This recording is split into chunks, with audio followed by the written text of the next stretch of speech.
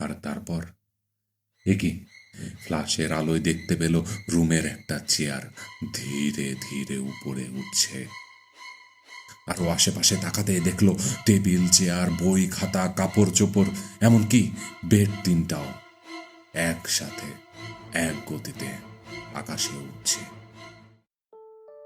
গল্পবাজের আজকের গল্পে আপনাদের স্বাগতম। আজকের গল্পের নাম রক্তচক্ষু। বাংলাদেশের পুরনো পাবলিক বিশ্ববিদ্যালয়ের হলগুলোর একটা আলাদা ভাইব আছে। পুরনো দেয়াল, সিলিং ফ্যানের কাপা শব্দ, রাতে দূরে ট্রেনের হুইসেল, আর প্রতিটি হলেই কিছু গল্প থাকে যেগুলো সবাই জানে কিন্তু কেউ বলে না। রাফি ছিল 4 জন রুমমেটের একজন। 417 নম্বর রুম। ঈদের ছুটি পড়তেই বাকিরা সবাই বাড়ি চলে যায়, কিন্তু রাফি যেতে পারেনি, কারণ টিউশন আছে কিছু, আর টাকাটাও প্রয়োজন। সেদিন দুপুরে টিউশন থেকে ফিরে রাফি প্রথম অদ্ভুত ব্যাপারটা লক্ষ্য করল।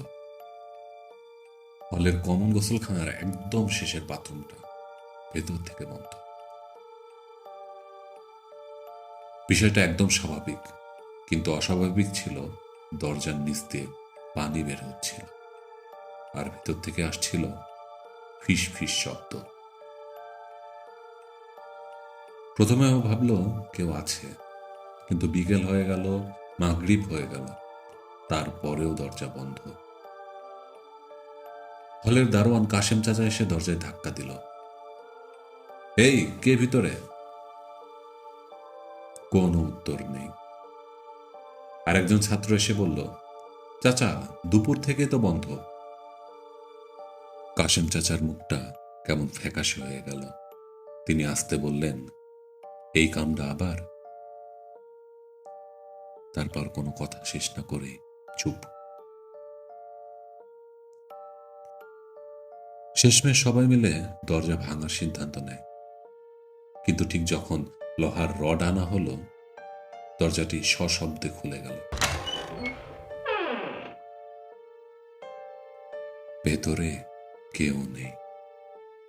মেঝেতে পড়ে আছে পানি, আর আয়নার উপরে আঙুল দিয়ে লেখা, একজন থাকছে। রাফি তখনও ব্যাপারটাকে প্র্যাঙ্ক ভেবেছিল, কিন্তু ভুলটা সেখানেই। রাত 11টা। হঠাৎ পুরো হল নিস্তব্ধ হয়ে যায়। লোডশেডিং, ফ্যান বন্ধ, চারিদিকে একটা গুমোট ভাব। রাফি মোবাইলের ফ্ল্যাশ লাইট জ্বালিয়ে পড়ছিল। হঠাৎ করিডোরে দৌড়ানো শব্দ, যেন কেউ খালি পায়ে দৌড়াচ্ছে।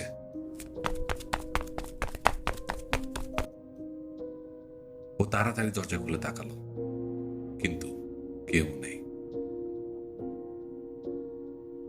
কিন্তু করিডোরের একদম শেষ মাথায় বাথরুমের সামনে একটি কালো ছায়া দাঁড়িয়েছিল, স্থির, অস্বাভাবিক লম্বা। রাফি পলক ফেলতে ছায়াটি আর নেই। সে তাড়াতাড়ি দরজা বন্ধ করে দেয়, নিজেকে বোঝায় আজ অনেক স্ট্রেস গেছে তার উপর দিয়ে, তাই হয়তো সে ভুলভাল দেখছে। এরপর নিজের বেডে এসে রাফি শুয়ে পড়ল। রাত আনুমানিক 1টা।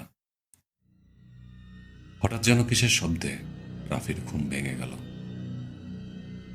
শব্দটি আবার হলো। মনে হলো রুমের খালি বেডগুলোতে কে যেন এসে বসল। বিদ্যুৎ এখনো আসেনি। পুরো রুম অন্ধকার ছিল, কিছুই দেখতে পাচ্ছিল না সে। রাফি তাড়াতাড়ি ফ্ল্যাশ লাইট বের করে আলো জ্বালিয়ে দেখে বেড খালি, কিন্তু চাদরটা এক জায়গায় ভাঁজ পড়ে আছে। দেখে মনে হচ্ছিল যেন অদৃশ্য কেউ বসে আছে সেখানে। তারপর আর একটা বেড থেকে শব্দ। ফ্ল্যাশ লাইট সাথে সাথে ঘুরিয়ে দেখে কিচ্ছু নেই। তারপর আর একটা, 3টা বেড থেকেই শব্দটা এলো, যেন ওর 3 রুমমেট ফিরে এসেছে,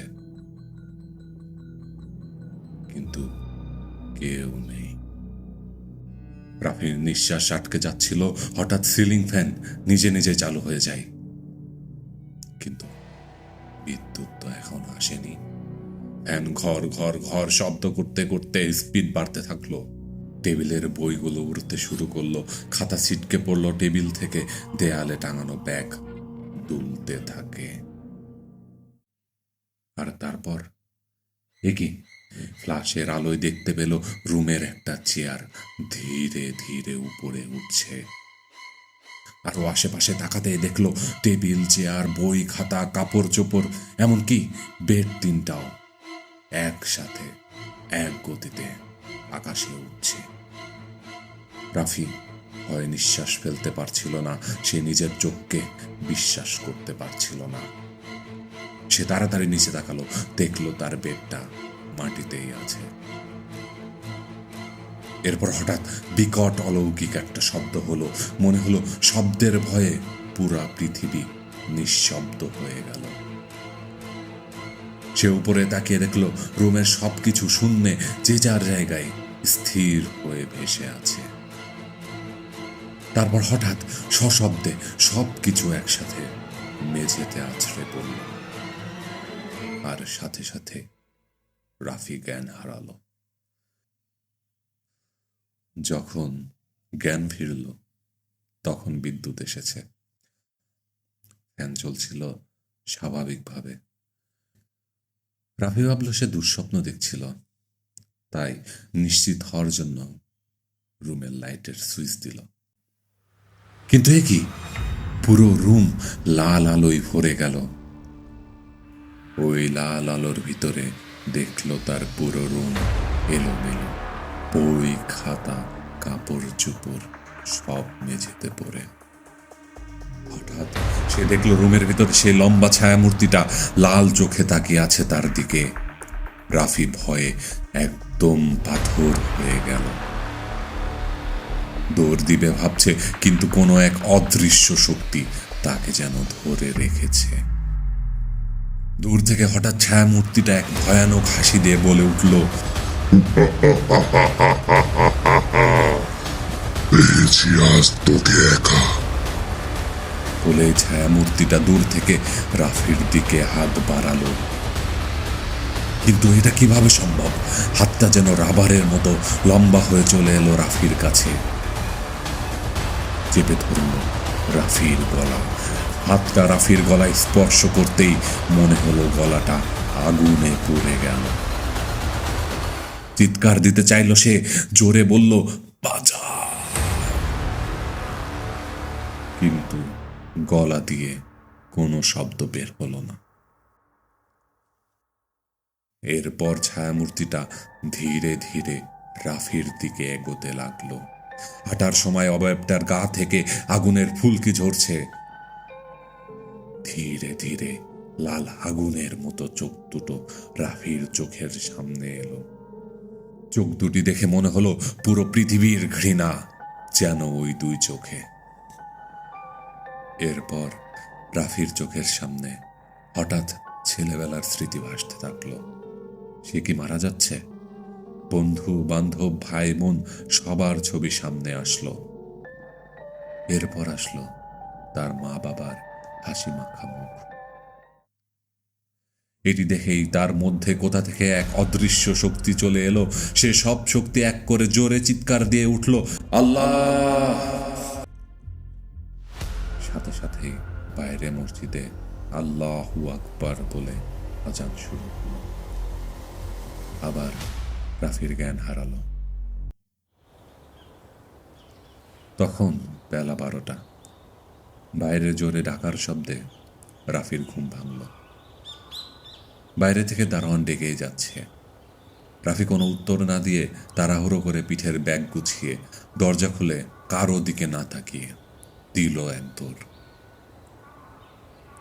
দারোয়ান মামা এটা দেখে অবাক হলো, ডাক দিল, রাফি মামা, কই যান? কিন্তু রাফি দৌড় থামায়নি। কোনো উত্তর নেই। দারোয়ান এবার রুমের ভেতর নজর দিতেই পুরো হতবাক হয়ে গেল।